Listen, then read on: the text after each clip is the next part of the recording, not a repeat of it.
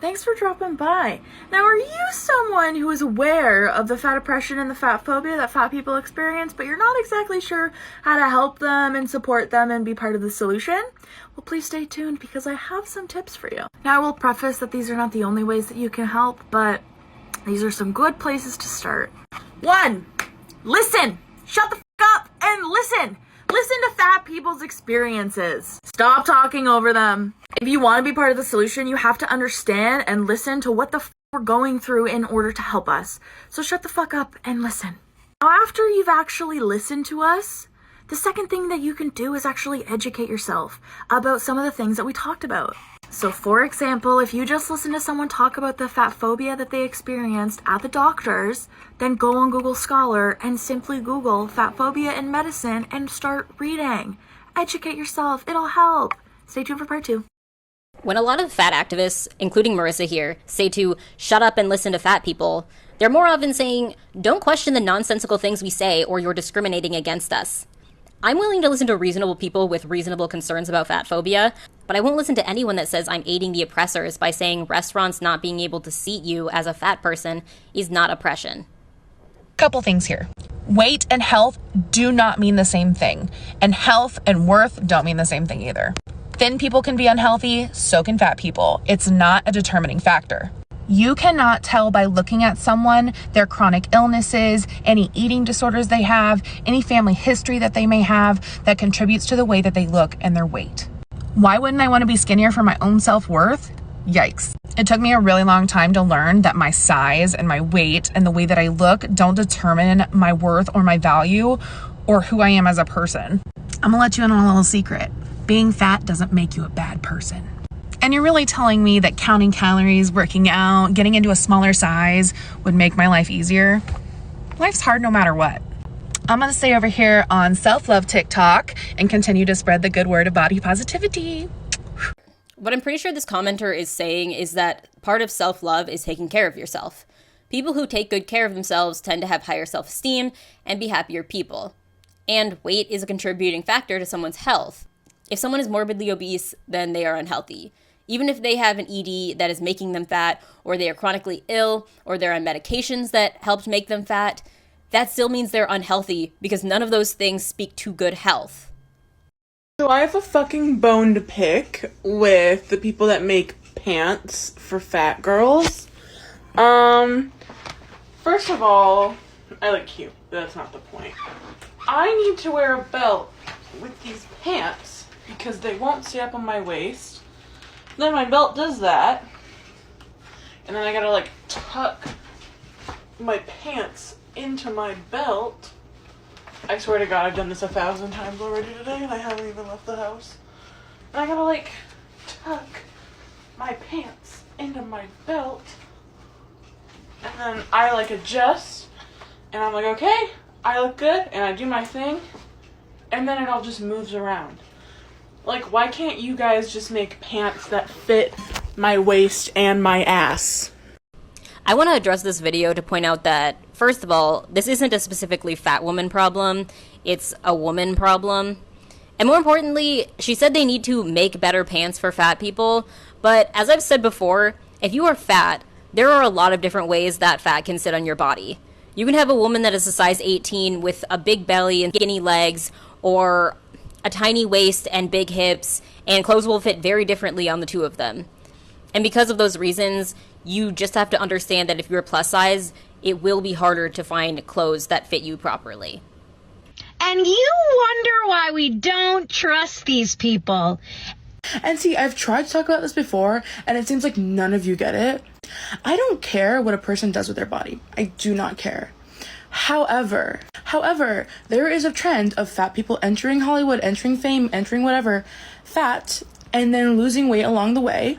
And that's fine, because that's what happens when you have more money, when you have more access to professionals that are specifically there to deal with your health. Like, I get that.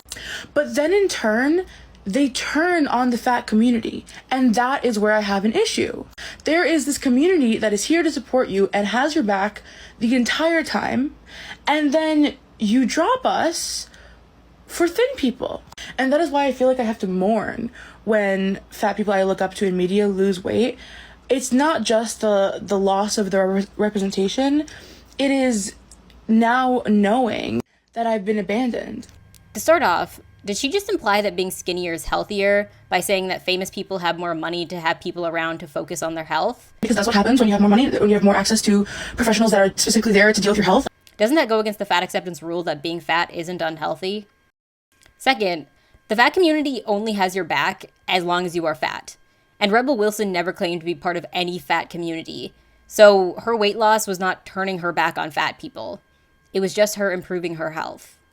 This person said, I don't want their bullshit around me, but I feel bad for them self-harming to accommodate fat-phobic society. For context, this was a comment where we were talking about former fat people and how fat-phobic they can be. And I totally agree with this comment, and I asked if it was okay to comment response or video response, and they said that it was.